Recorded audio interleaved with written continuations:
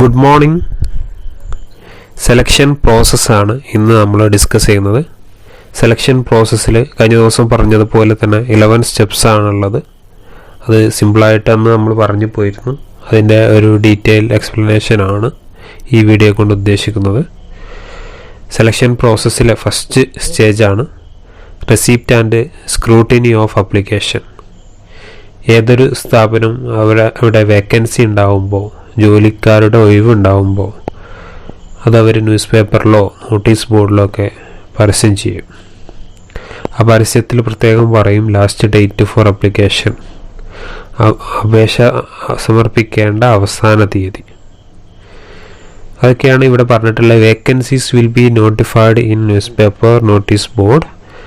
A number of application may be received from candidates. Thus, applications are accepted up to a particular date. ഒരു last date വരെ കിട്ടുന്ന applications മാത്രമേ സ്വീകരിക്കുകയുള്ളൂ. And after the prescribed date personnel department makes detailed scrutiny of application. ആ date കഴിഞ്ഞതിന് ശേഷം കിട്ടിയ applications detailed ആയിട്ട് പരിശോധിക്കും. സ്ക്രൂട്ടിനി ഓഫ് അപ്ലിക്കേഷൻ എന്നൊക്കെ പറഞ്ഞതാണ് സൂക്ഷ്മമായി പരിശോധിക്കുക. അങ്ങനെ പരിശോധിച്ച് കഴിഞ്ഞിട്ട് they primarily reject applications not possess required qualification and that information intimated to them. അതായത് ക്വാളിഫിക്കേഷൻ ഇല്ലാത്ത, നമ്മൾ നോട്ടീസിൽ പറഞ്ഞിട്ടുള്ള ക്വാളിഫിക്കേഷൻ ഇല്ലാത്ത അപ്ലിക്കേഷൻസ് അപ്പോൾ തന്നെ റിജക്റ്റ് ചെയ്യും. സ്ക്രൂട്ടിനിൻ്റെ സമയത്ത് തന്നെ റിജക്റ്റ് ചെയ്യും. എന്നിട്ട് റിജക്റ്റ് ചെയ്തിട്ടുണ്ട് എന്നുള്ള ഇൻഫോർമേഷൻ അവരെ അറിയിക്കും. അടുത്തതാണ് preliminary interview. It is the basic interview conducted by the assistant receptionist or secretary of personnel department. ഈ ഇൻ്റർവ്യൂ നടത്തുക പേഴ്സണൽ ഡിപ്പാർട്ട്മെൻറ്റിലെ, അതായത് HR ഡിപ്പാർട്ട്മെൻറ്റിലെ അസിസ്റ്റൻറ്റ് അല്ലെങ്കിൽ റിസപ്ഷനിസ്റ്റ് ഓർ സെക്രട്ടറി, ഇവരൊക്കെയാണ് ഈ ഇൻ്റർവ്യൂ നടത്തുക. അതായത് ടോപ്പ് ലെവലിലുള്ള മാനേജറോ ആ പൊസിഷനിൽ നിൽക്കുന്ന ആൾക്കാരൊന്നും ഈ ഒരു ഇൻ്റർവ്യൂ നടത്തില്ല. അപ്പോൾ ഈ ഇൻ്റർവ്യൂവിൽ the candidates are asked certain question about their education, qualification, experience and age. Education, അതേപോലെ എക്സ്പീരിയൻസ്, ഏജ്, ഇതിനെക്കുറിച്ചുള്ള ക്വസ്റ്റ്യൻസാണ് കാൻഡിഡേറ്റ്സിനോട് ഈ ഇൻ്റർവ്യൂവിൽ ചോദിക്കുക. അതേപോലെ also examined their appearance and personality to find out whether candidates are fit for the job or not. അതായത് അവരെ അപ്പിയറൻസും പേഴ്സണാലിറ്റിയും പരിഗണിക്കും. ഇതൊക്കെ ചെയ്യണത്, ഈ ക്വസ്റ്റ്യൻ ചോദിക്കുന്നതും പേഴ്സണാലിറ്റിയും അപ്പിയറൻസൊക്കെ നോക്കുന്നത് എന്തിനു വേണ്ടിയിട്ടാണ്? Candidates are fit for the job or not. നമ്മളെ ജോലിക്ക് ഈ കാൻഡിഡേറ്റ്സ് ഫിറ്റാണോ, അതിന് പറ്റിയ ആളുകളാണോ എന്ന് തിരിച്ചറിയാൻ വേണ്ടിയിട്ടാണ് അത് ചെയ്യുന്നത്. അടുത്തതാണ് ബ്ലാങ്ക് അപ്ലിക്കേഷൻ ഫോം. പ്രിലിമിനറി ഇൻ്റർവ്യൂവിൽ സെലക്റ്റഡ് ആയ ആളുകൾക്കാണ് ബ്ലാങ്ക് അപ്ലിക്കേഷൻ ഫോം കൊടുക്കുക. ബ്ലാങ്ക് അപ്ലിക്കേഷൻ ഫോം എന്ന് പറഞ്ഞാൽ ഫില്ല് ചെയ്യാനുള്ള അപ്ലിക്കേഷൻ ഒരു ഫോം പ്രിൻ്റഡ് ആയിരിക്കും. അധികവും പ്രിൻ്റഡ് ആയിട്ടുള്ള ഒരു ഫോം കൊടുക്കും. അതിൽ കാൻഡിഡേറ്റ് അവരുടെ biodata, education, qualification, work experience, extra curricular activities എന്തെങ്കിലും ഉണ്ടെങ്കിൽ അത്, എക്സ്പെക്റ്റഡ് സാലറി, റെഫറൻസ്, ഇതൊക്കെ പ്രൊവൈഡ് ചെയ്യും. ബയോഡാറ്റ എന്നൊക്കെ പറയുമ്പോൾ അവരെയും പേരൻസിൻ്റെയൊക്കെ name, date of birth, address, അതേപോലെ മാരിറ്റൽ സ്റ്റാറ്റസ്, ഹൈറ്റ്, വെയ്റ്റ്, ഇങ്ങനെയുള്ള കാര്യങ്ങളൊക്കെയാണ് അതിൽ രേഖപ്പെടുത്തുക. പിന്നെ എഡ്യൂക്കേഷൻ ക്വാളിഫിക്കേഷനിൽ അവരെ എഡ്യൂക്കേഷൻ എന്താണ്, അതായത് അവരെ ക്വാളിഫിക്കേഷൻ എന്താണ്, PG ഉണ്ടോ അതോ ഡിഗ്രി ആണോ, അങ്ങനെ എന്താണോ, MBA ആണോ, എന്താണോ അവരെ ക്വാളിഫിക്കേഷൻ, അത് ആണ് അതിൽ എഴുതേണ്ടത്. അപ്പോൾ ആ ക്വാളിഫിക്കേഷൻ എന്ന് പറയുമ്പോൾ എന്താണെന്ന് മാത്രമല്ല അതിൽ ചോദിക്കുക, ഏത് ഇൻസ്റ്റിറ്റ്യൂഷനിലാണ് പഠിച്ചത്, എത്ര മാർക്കുണ്ട്, വേറെ എന്തെങ്കിലും ടെക്നിക്കലായിട്ട് പഠിച്ചിട്ടുണ്ടോ,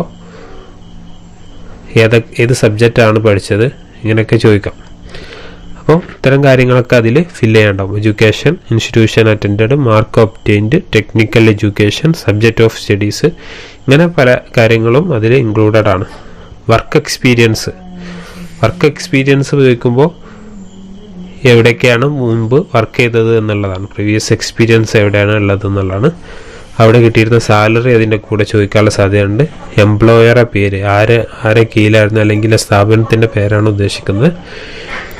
അതേപോലെ അവിടുന്ന് ജോബ് ഒഴിവാക്കാനുള്ള കാരണം, റീസൺ ഫോർ ലീവിങ് ജോബ്. ഇത്ര കാര്യങ്ങളാണ് വർക്ക് എക്സ്പീരിയൻസിൽ ഫില്ല് ചെയ്യാൻ സാധാരണഗതിയിൽ ഉണ്ടാവുക. ചിലപ്പോൾ വേറെയും പല കാര്യങ്ങളും ഉണ്ടായേക്കാം. Extra curricular activities, NSS, NCC, sports and games, പഠനകാലത്ത് ഇങ്ങനെ എന്തെങ്കിലും ഉണ്ടെങ്കിൽ അതും രേഖപ്പെടുത്താം. എക്സ്പെക്റ്റഡ് സാലറി, ഈ സ്ഥാപനത്തിൽ ഈ കാൻഡിഡേറ്റിനെ, ഈ അപ്ലിക്കൻറ്റിനെ അപ്പോയിൻ്റ് ചെയ്യുകയാണെങ്കിൽ അവർ പ്രതീക്ഷിക്കുന്ന സാലറി എത്ര എന്നും കൂടി രേഖപ്പെടുത്താനുണ്ടാവും. ഇതൊക്കെ നമ്മൾ പറയുന്നത് ബ്ലാങ്ക് അപ്ലിക്കേഷനിൽ എന്തൊക്കെയാണ് വേണ്ടതെന്നുള്ളതാണ്. അതേപോലെ അവസാനം റെഫറൻസ് എഴുതാനുണ്ടാവും. റെഫറൻസ് എന്ന് പറഞ്ഞാൽ ഇയാളെ അറിയുന്ന, ഈ അപ്ലിക്കൻറ്റിനെ അറിയുന്ന ഒരാളെ പേരും കോണ്ടാക്ട് ഡീറ്റെയിൽസും ആണ് അവിടെ പ്രൊവൈഡ് ചെയ്യേണ്ടി വരിക. അപ്പോൾ അയാളെ ഏരിയയിലുള്ള ഒരു വെൽ നോൺ ആയിട്ടുള്ള റെസ്പെക്റ്റീവ് പേഴ്സൺസിൻ്റെ നെയിമാണ് അവിടെ കൊടുക്കുക. പ്രോസസ്സിൽ നാലാമത്തതാണ് ടെസ്റ്റ്. ടെസ്റ്റ് നടത്തുക അപ്ലിക്കേഷൻ്റെ എണ്ണം കൂടുതലാണെങ്കിലാണ്. നമ്മൾ പറഞ്ഞിട്ടുണ്ട് സെലക്ഷൻ എന്നുള്ളത് എലിമിനേഷൻ പ്രോസസ്സാണ്. അതായത് അപ്ലിക്കൻസിന് എല്ലാവർക്കും ജോലി കൊടുക്കൽ പോസിബിൾ ആവില്ല. അപ്പം അപ്ലൈ ചെയ്തതിൽ കൂടുതൽ ആളുകൾ ഒഴിവാക്കേണ്ടി വരും. നമുക്ക് ആവശ്യമുള്ള 1-2 പേരെ സാധാരണ എടുക്കേണ്ടി വരുള്ളൂ. അപ്പോൾ കുറഞ്ഞ പ്രൊപ്പോർഷനെ എടുക്കാനുണ്ടാവുള്ളൂ, കൂടുതലും ഒഴിവാക്കാനാണ്. അതുകൊണ്ട് തന്നെ സെലക്ഷൻ എന്നുള്ളൊരു നെഗറ്റീവ് പ്രോസസ്സാണ്, അതായത് എലിമിനേഷൻ പ്രോസസ്സാണ്, ഒഴിവാക്കുന്ന പ്രോസസ്സാണ്. അപ്പോൾ കൂടുതൽ ആളെ എലിമിനേറ്റ് ചെയ്യാണ്ടാവുമ്പോൾ കൂടുതൽ സ്റ്റേജസ് ഉണ്ടാവും ഇന്റർവ്യൂ. അപ്പോൾ അങ്ങനെ കൂടുതൽ അപ്ലിക്കേഷൻ ഉണ്ടെങ്കിൽ നടത്തുന്നതാണ് ടെസ്റ്റ്. ടെസ്റ്റിൽ ഇന്റലിജൻസ് ടെസ്റ്റ് ഉണ്ട്, ട്രേഡ് ടെസ്റ്റ് ഉണ്ട്, ആപ്റ്റിറ്റ്യൂഡ് ടെസ്റ്റ് ഉണ്ട്, ഇൻട്രസ്റ്റ് ടെസ്റ്റ് ഉണ്ട്, അതുപോലെ പേഴ്സണാലിറ്റി ടെസ്റ്റ് ഉണ്ട്. ഇതൊക്കെയാണ് സാധാരണഗതിയിൽ ഒരു കമ്പനി അല്ലെങ്കിൽ സ്ഥാപനം നടത്തി വരുന്ന ഇന്റർവ്യൂവിൽ നടത്തുന്ന ടെസ്റ്റുകളാണ്. ഇതിൽ വളരെ പ്രധാനപ്പെട്ട ഒന്നാണ് intelligence test. Thus, tests are used to assess candidates' mental power to understand, grasp, and appreciate, ability to judge and make decision.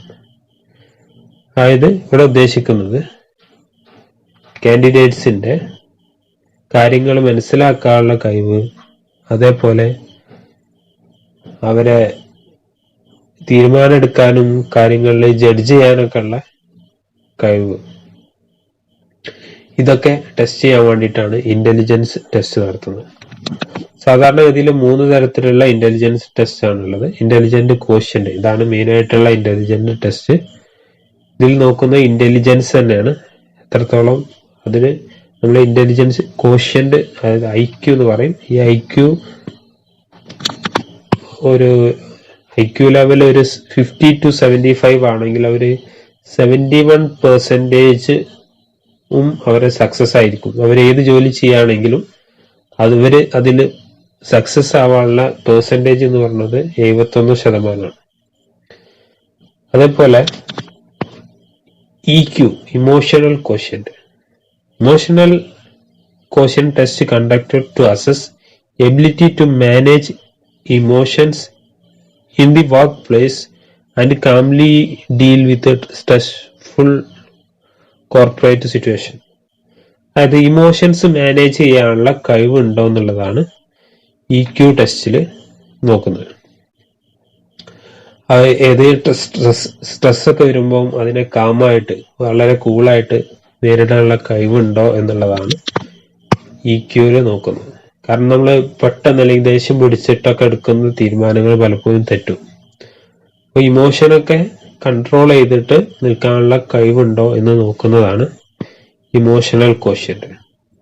അടുത്ത സ്പിരിച്വൽ ക്വോഷ്യന്റ്. സ്പിരിച്വൽ അഥവാ SQ.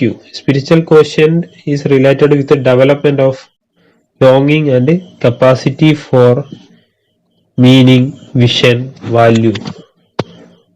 അത് ആൾക്കൊരു ലൈഫിനൊരു ദീർഘവീക്ഷണമുള്ള ആളാണോ, ഇതൊക്കെ ദീർഘവീക്ഷണം ഉണ്ടോ, അവരെ ലൈഫിനൊരു അർത്ഥം അല്ലെങ്കിൽ ഒരു മൂല്യമൊക്കെ ഉള്ള ആളാണോ എന്നൊക്കെ നോക്കാൻ വേണ്ടിയിട്ട് നടത്തുന്നതാണ് SQ, അല്ലെങ്കിൽ അവരെ മൂല്യം അളക്കാൻ വേണ്ടിയിട്ടൊക്കെ നടത്തുന്ന ടെസ്റ്റാണ് SQ. ഇപ്പോൾ പല കോർപ്പറേറ്റ് സ്ഥാപനങ്ങളും SQ, സ്പിരിച്വൽ കോഷ്യന്റ് വർദ്ധിപ്പിക്കാൻ വേണ്ടിയിട്ട് പല യോഗ പോലുള്ള, മെഡിറ്റേഷൻ പോലുള്ള കാര്യങ്ങളൊക്കെ പ്രോത്സാഹിപ്പിക്കുന്നുണ്ട് ട്രെയിനിങ്ങിന്റെ ഭാഗമായിട്ട്. കാരണം SQ കൂടുതലുള്ള ആളുകളുടെ അടുത്ത് നിന്ന് മിസ്റ്റേക്ക് ഉണ്ടാവില്ല, അല്ലെങ്കിൽ സ്പിരിച്വൽ കോഷ്യന്റ് കൂടുതലാണെങ്കിൽ അവിടെ പ്രോഫിറ്റും കൂടുതലായിരിക്കും എന്നുള്ള തത്വങ്ങളൊക്കെയാണ് ഇപ്പം കോർപ്പറേറ്റ് ലോകത്തുള്ളത്. More spiritual also more profitable എന്നാണ് പറയുന്നത്. അപ്പോൾ അതാണ് സ്പിരിച്വൽ കോഷ്യന്റ് ടെസ്റ്റ് കൊണ്ട് ഉദ്ദേശിക്കുന്നത്. പിന്നെ ഇതൊക്കെ നമ്മൾ പറഞ്ഞത് ഇന്റലിജൻസ് ടെസ്റ്റ് ആണ്. പിന്നെ ട്രേഡ് ടെസ്റ്റ് ഉണ്ട്. ട്രേഡ് ടെസ്റ്റ് എന്ന് പറഞ്ഞാൽ these tests are conducted mainly to know the knowledge and skill of the trade.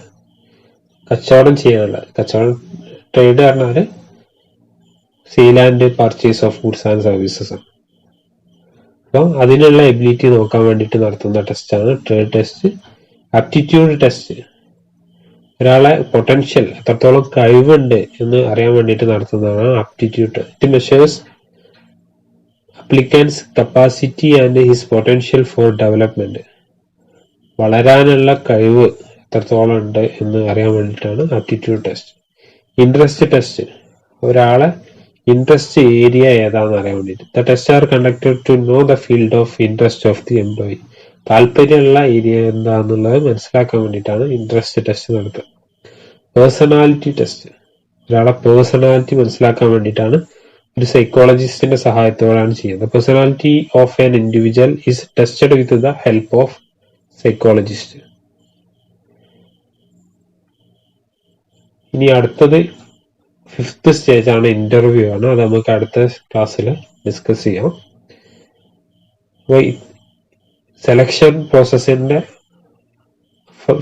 4 stages ആണ് നമ്മൾ ഇന്ന് പറഞ്ഞത്.